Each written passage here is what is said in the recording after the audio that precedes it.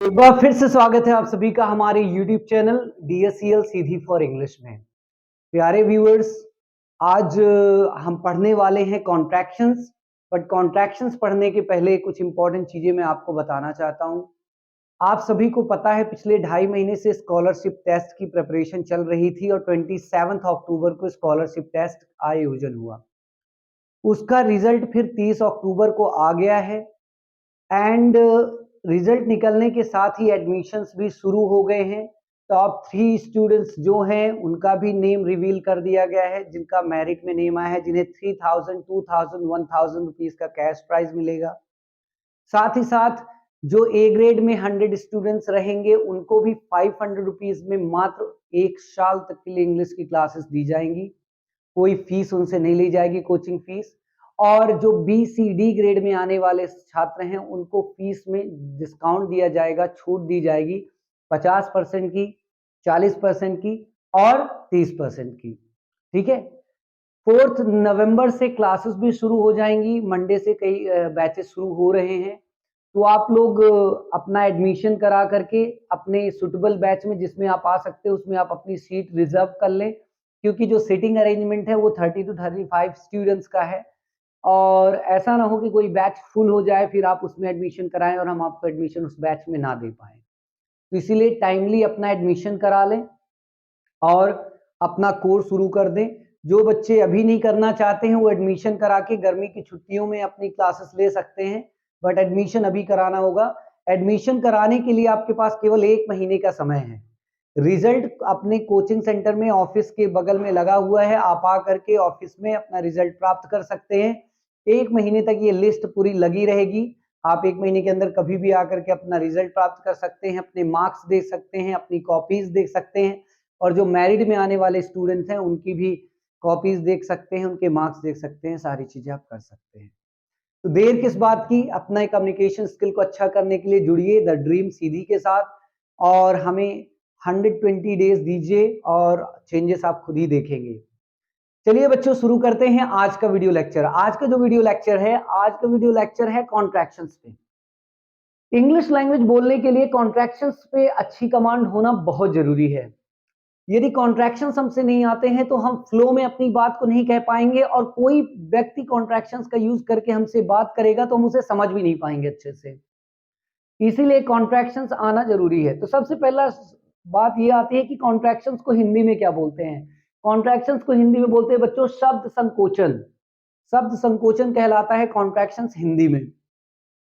अब बात आती है कि ये क्या है, कॉन्ट्रैक्शंस क्या है शब्द संकोचन। तो ध्यान से सुनिएगा, इसके नाम में ही इसकी डेफिनेशन दी हुई है, परिभाषा दी हुई है। Contraction is a word made by shortening and combining two words. Contraction एक शब्द है जो बना होता है दो शब्दों को छोटा करके और कंबाइन करके, उन्हें जोड़ करके। दो शब्दों में कुछ चीजें हटा दी जाती हैं, ठीक है, छोटा कर दिया जाता है और उन्हें जोड़ दिया जाता है, तो बन जाता है कॉन्ट्रैक्शन। ठीक है। कॉन्ट्रैक्शंस दो तरह के होते हैं बच्चों, एक होता है अफर्मेटिव कॉन्ट्रैक्शन और दूसरा होता है नेगेटिव कॉन्ट्रैक्शन। सबसे पहले हम लोग बात करेंगे अफर्मेटिव कॉन्ट्रैक्शंस की। तो चलिए शुरू करते हैं प्रैक्टिस करना।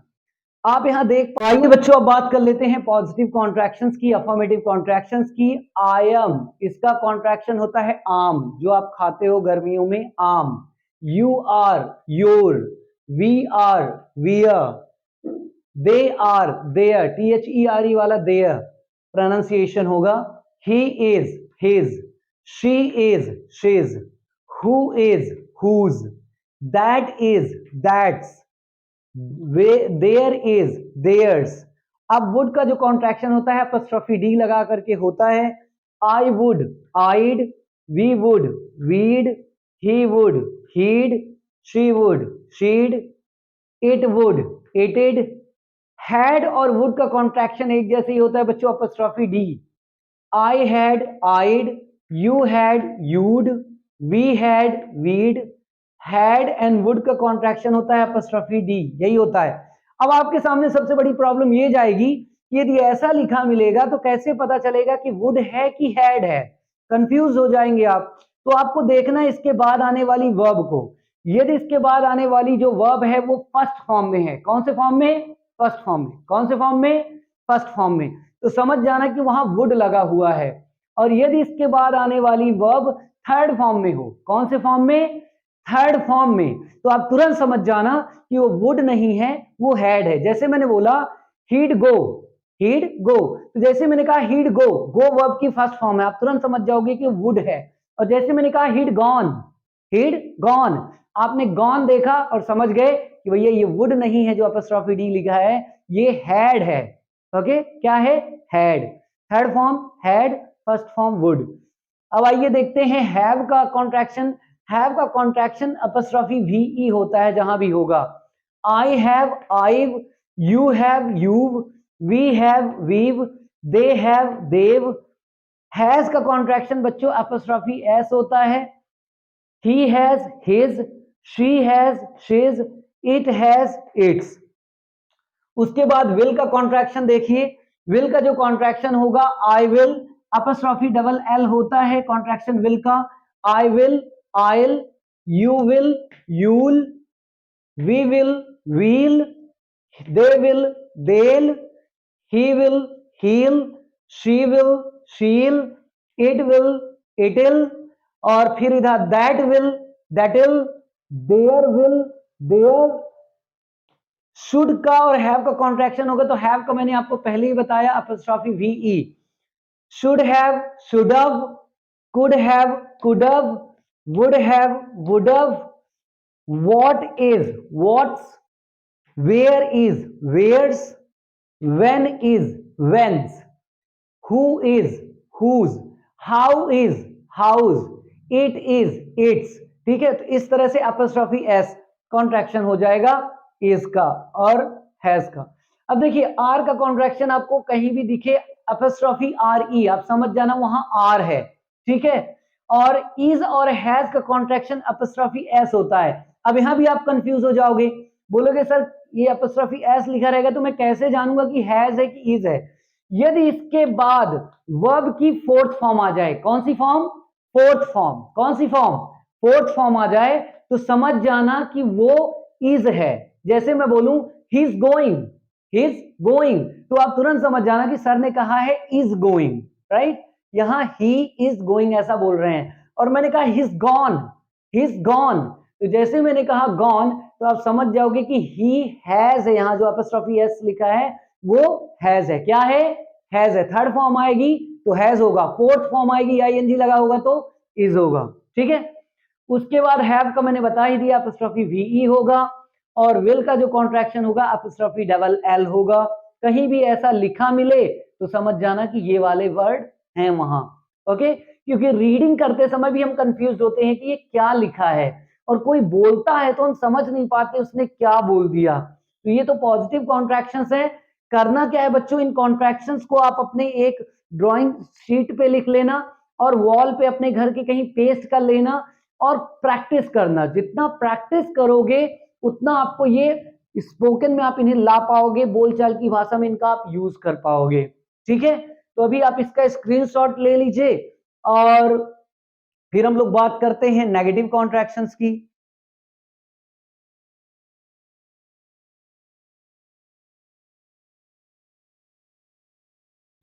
अब आइए व्यूअर्स हम लोग बात कर लेते हैं दोस्तों नेगेटिव कॉन्ट्रैक्शंस की। नेगेटिव कॉन्ट्रैक्शंस हमारे कैसे होंगे?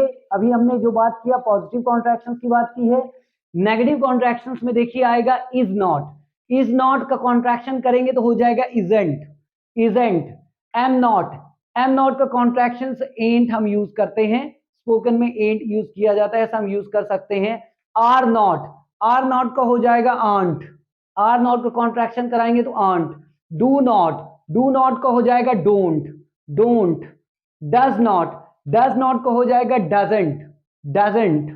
हैज नॉट, हैज नॉट का हो जाएगा hasn't, hasn't.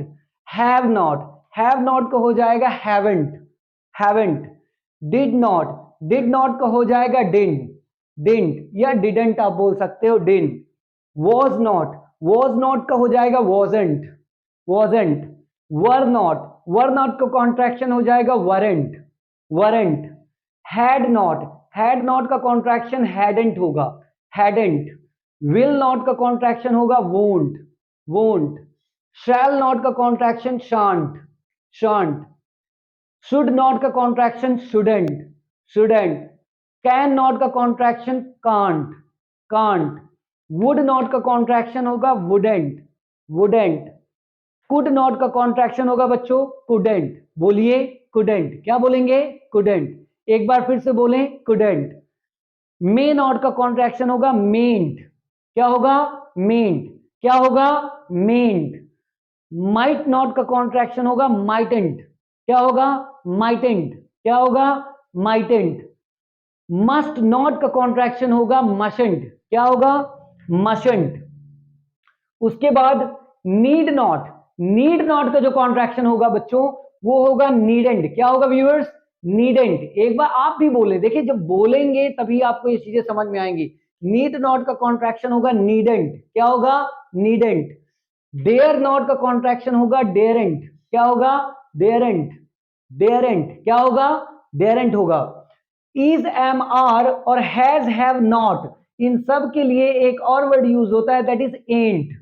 Is am are has have not के लिए आप एंट भी यूज कर सकते हैं, एंट। ये है बच्चों नेगेटिव कॉन्ट्रैक्शंस। पहले हमने आपको अफर्मेटिव कॉन्ट्रैक्शंस बताए, सकारात्मक शब्द संकोचन, फिर नेगेटिव कॉन्ट्रैक्शंस, नकारात्मक शब्द संकोचन। यदि आप इन्हें अच्छे से सीख लेते हो तो आपको 2-3 फायदे मिलेंगे। पहला, आप फ्लो में अपनी बात को रख पाओगे। दूसरा, कोई भी बुक पढ़ोगे तो आप समझ पाओगे क्या लिखा हुआ है। तीसरा, कोई आपसे बात करेगा तो आप उसे बहुत अच्छे से समझ पाओगे, कॉन्ट्रैक्शन यूज करके तो आप समझ पाओगे कि उसने क्या कहा।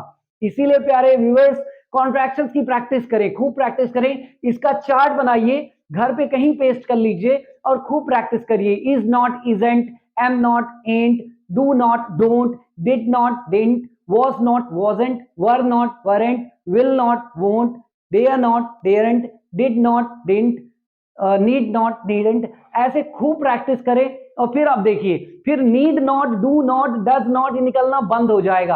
आप केवल और केवल यूज करेंगे कॉन्ट्रैक्शंस, कॉन्ट्रैक्शंस। और कॉन्ट्रैक्शंस आना बहुत जरूरी है, ये चीज मैं बार बार आपको बोल रहा हूं। तो अब इसका भी स्क्रीनशॉट आप ले लीजिए और इसे अच्छे से एक किसी चार्ट पे राइट करके और खड़े होकर के मिरर के सामने और साइड पे आप पेस्ट कर लीजिए और खूब प्रैक्टिस करिए।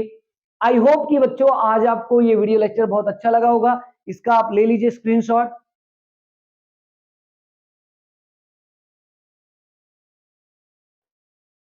यदि आज का वीडियो लेक्चर आपको बहुत अच्छा लगा हो, कॉन्ट्रैक्शंस का जो चैप्टर हमने आज शुरू किया था वो आपको बहुत अच्छे से समझ में आ गया हो, तो प्लीज चैनल को लाइक करें, शेयर करें, एक लाइक तो बनता है, और शेयर करें, सब्सक्राइब करें और अपने ऐसे फ्रेंड्स के साथ भी शेयर करें जिनको इंग्लिश सीखना है और उन्हें अच्छा प्लेटफॉर्म नहीं मिल रहा है। उनको जिस तरह से चाहते हैं कि वो हिंदी टू इंग्लिश को एक्सप्लेन करे सारे टॉपिक्स को, वो चीज नहीं हो पा रही है, वो चीज हम यहाँ कर रहे हैं। एक बार आप सभी का ढेर सारा शुक्रिया हमारे साथ इस वीडियो लेक्चर में लास्ट तक बने रहने के लिए। Thank you so much. जय हिंद।